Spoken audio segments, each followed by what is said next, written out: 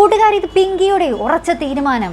നമ്മുടെ കണ്ണ് നിറഞ്ഞ അർജുനെയായിട്ട് നമുക്ക് ഇന്നത്തെ എപ്പിസോഡിൽ കാണുവാൻ സാധിക്കുന്നത് വേറെ ഒന്നല്ല, നമ്മുടെ അർജുൻ മുല്ലപ്പൂക്കെ ആയിട്ട് നമ്മുടെ പിങ്കിക്കരികെ വരുമ്പോൾ നമ്മുടെ പിങ്കി അതൊക്കെ ഇട്ട് വലിച്ചെറിയുന്നൊരു രംഗമായിട്ടാണ് കാണുവാൻ സാധിക്കുന്നത്. എന്നിട്ട് നമ്മുടെ അർജുൻ പറയുന്നുണ്ട്, നീ എനിക്ക് ഇപ്പോഴും നിനക്ക് ഞാൻ ശത്രുവാണല്ലേ എന്നൊക്കെ ഇങ്ങനെ പറയുന്നുണ്ട്.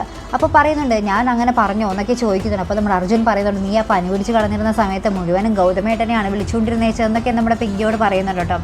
അപ്പോൾ നമ്മുടെ പിങ്കി പറയുന്നുണ്ട്, ചേട്ടാ എന്നിട്ട് അർജുൻ ഇപ്പോഴാണോ പറയുന്നത്? ഞാൻ ഓരോന്നും എന്താ പറയുക, എൻ്റെ മനസ്സിനെ പാകപ്പെടുത്തി വരുമ്പോഴേക്കും അർജുൻ എന്നെ വീണ്ടും ചതിച്ചുകൊണ്ടിരിക്കുകയാണല്ലേ, ഒരു വാക്ക് അന്നേ പറഞ്ഞുകൂടായിരുന്നോ എന്നൊക്കെ ചോദിച്ച് നമ്മുടെ പിങ്കി തിരിച്ചു അർജുൻ്റെ അടുത്ത് ചൂടാവുക കേട്ടോ. അതെന്താ സംഭവം ഒന്നും മനസ്സിലായില്ല.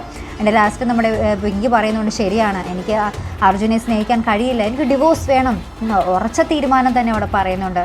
അപ്പോൾ തന്നെ നമ്മുടെ അർജുൻ്റെ ആ ഒരു നെഞ്ച് പൊട്ടുന്ന വേദനയായിട്ട് നമുക്ക് കാണുവാൻ സാധിക്കുന്നത്. അർജുന എന്തായാലും കുഴപ്പമില്ല, പണ്ട് ഗൗതമേട്ടനെ സ്നേഹിച്ചു ഇല്ലയോ, അതൊന്നും അർജുന് വിഷയമല്ല. പക്ഷേ ഇനിയും നമ്മുടെ അർജുനെ എന്താ പറയുക, സ്നേഹിച്ച് മുന്നോട്ട് പോകുന്നൊരു ഭാര്യ ആയാൽ മതി എന്നായിരുന്നു അർജുൻ്റെ ഒരു ഇത്. പക്ഷേ അതിനൊന്നും നമ്മുടെ പിങ്കി തയ്യാറല്ല.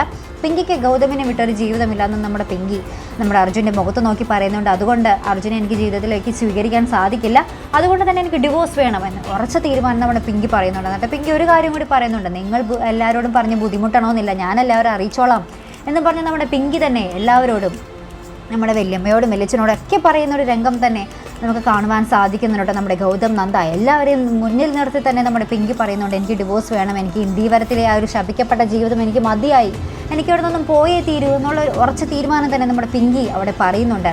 എനിക്കത് എങ്ങനെയൊക്കെ ആയിരിക്കും മാറിമറിയാൻ പോകുന്നത്, നമ്മുടെ പിങ്കിയെ മാറ്റിമറിക്കാൻ നമ്മുടെ അർജുന് സാധിക്കുമോ, അല്ലെങ്കിൽ പിങ്കി എന്നേക്കുമായി ഇന്ത്യവരത്തോട് വിട പറയുമോ? കാത്തിരുന്ന് കാണാം കൂട്ടുകാരെ. അപ്പോൾ ഇതുപോലുള്ള പ്രൊമോ റിവ്യൂസിനും എപ്പിസോഡ് റിവ്യൂസിനും ഒക്കെ നിങ്ങൾ മറക്കാതെ ചാനൽ സബ്സ്ക്രൈബ് ചെയ്യുക. അടുത്തൊരു വീഡിയോ വരുന്നത് വരയ്ക്കും ഗുഡ് ബൈ.